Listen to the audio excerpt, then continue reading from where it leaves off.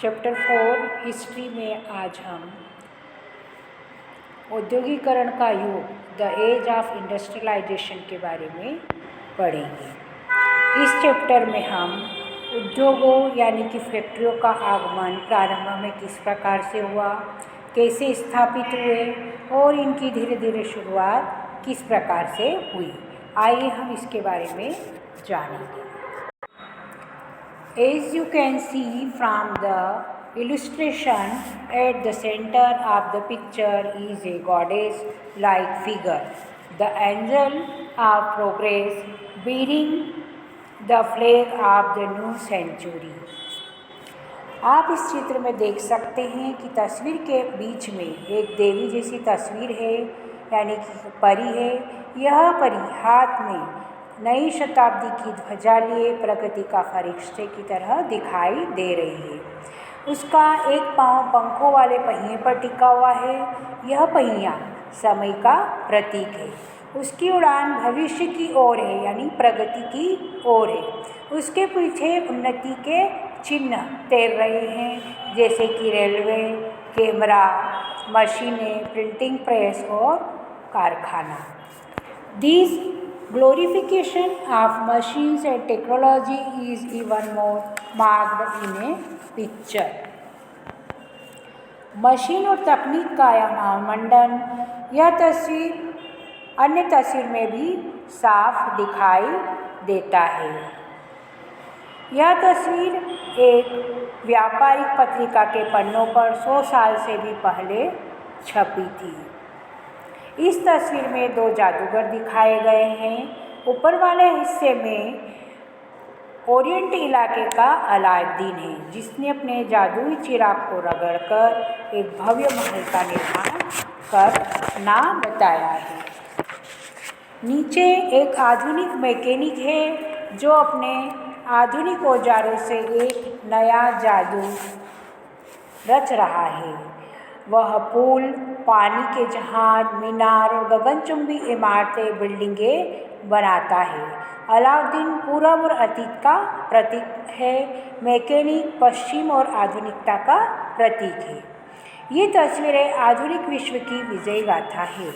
These images offer us a triumphant account of the modern world.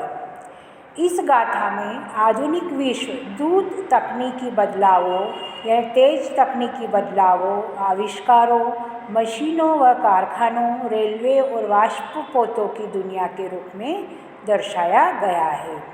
इसमें औद्योगिकरण का इतिहास विकास की कहानी के रूप में सामने आता है कि हमने उद्योगों का धीरे धीरे किस प्रकार विकास किया है और आधुनिक युग तकनीकी प्रगति के भव्य रूप में उभरता है। These images and association have now become part of popular imagination. ये छवियाँ और ये संबंध लोकमानस का हिस्सा बन चुके हैं। अब ये छवियाँ किस प्रकार विकसित हुई? क्या औद्योगिकरण के लिए तीव्र तकनीकी विकास हमेशा जरूरी होता है? How were these images developed? क्या औद्योगिकरण के लिए तीव्र तकनीकी विकास हमेशा जरूरी होता है? क्या आज भी हम तमाम तरह के कामों के दिनों दिन बढ़ते मशीनीकरण का गुणगान कर सकते हैं? औद्योगिकरण से लोगों की ज़िंदगी पर क्या असर पड़ा है? ऐसे सवालों का जवाब देने के लिए हमें इंडस्ट्रियलाइजेशन यानी कि औद्योगिकरण के इतिहास को समझना होगा। यहाँ in this chapter we will look at this history by focusing first on Britain, the first industrial nation, and then India, where the pattern of industrial change was conditioned by colonial rule. यहाँ हम दुनिया के पहले औद्योगिक राष्ट्र Britain और उसके बाद भारत में औद्योगिकरण का अध्ययन करेंगे, जहां औद्योगिक बदलावों का पैटर्न और औपनिवेशिक शासन से तय हो रहा था। इस चैप्टर के फर्स्ट पार्ट में हम बिफोर द इंडस्ट्रियल रिवॉल्यूशन यानी औद्योगिक क्रांति से पहले क्या हुआ था, उन घटनाओं के बारे में जिक्र करेंगे। All too often we associate industrialization with the growth of factory industry. When we talk of industrial production, we refer to factory production. When we talk of industrial worker, we mean factory workers. Histories of industrialization very often began with the setting up of the first factories. औद्योगिकरण को अक्सर हम कारखानों के विकास के साथ ही जोड़कर देखते हैं। जबकि हम औद्योगिकरण उत्पादन की बात करते हैं तो हमारा अर्थ फैक्ट्री से होने वाले उत्पादन से ही होता है।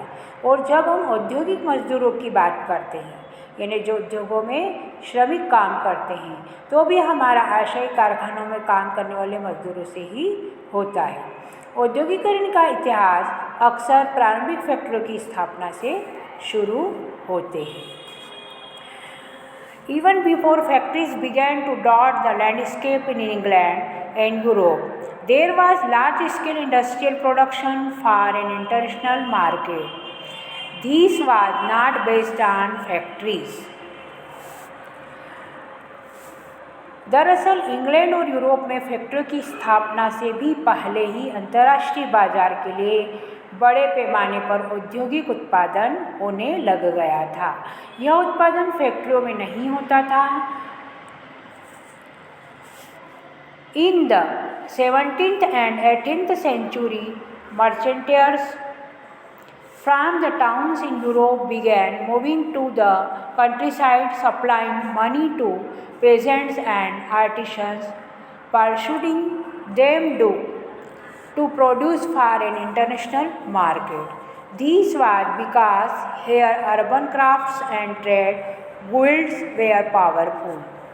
These were associations of producers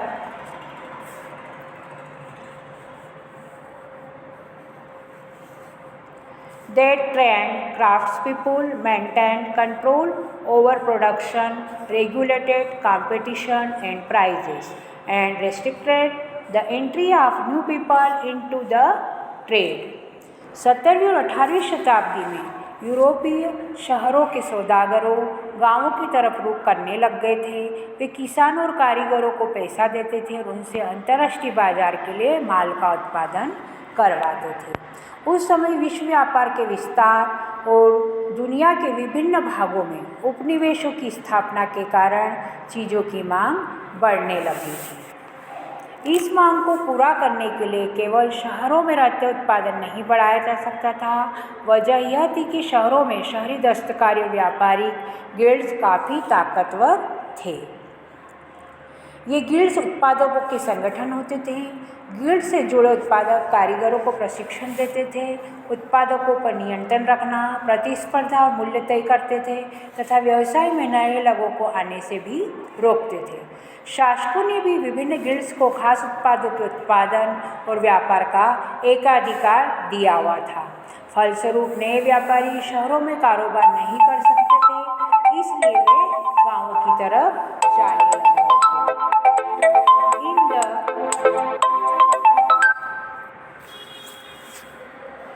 In the countryside, poor peasants and artisans began working for merchants.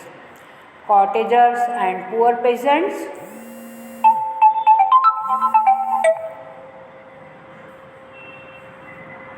had to now look for alternative sources of income.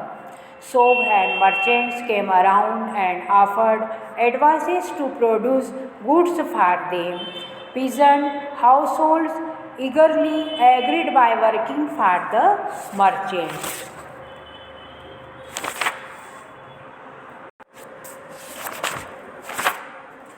गाँवों में गरीब काश्तकार और दस्तकार सौदागरों के लिए काम करने लग गए थे। छोटे किसान और गरीब किसान आमदनी के नए स्रोत ढूंढ रहे थे कि उन्हें कहीं काम मिल जाए। बहुतों के पास छोटे मोटे खेत तो थे, लेकिन उनके घर के सारे लोगों का उसकी इनकम से पेट नहीं भरता था। इसलिए जब सौदागर वहाँ आए और उन्होंने माल पैदा करने के लिए पेश की रकम दी तो किसान फ़ौरन तैयार हो गए। सौदागरों के लिए काम करते हुए गांव में ही रहते हुए अपने छोटे छोटे खेतों को भी संभाल सकते थे।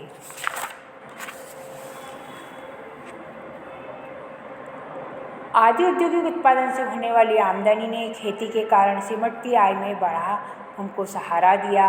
अब उन्हें पूरे परिवार के संसाधनों के इस्तेमाल का मौका भी मिल गया था।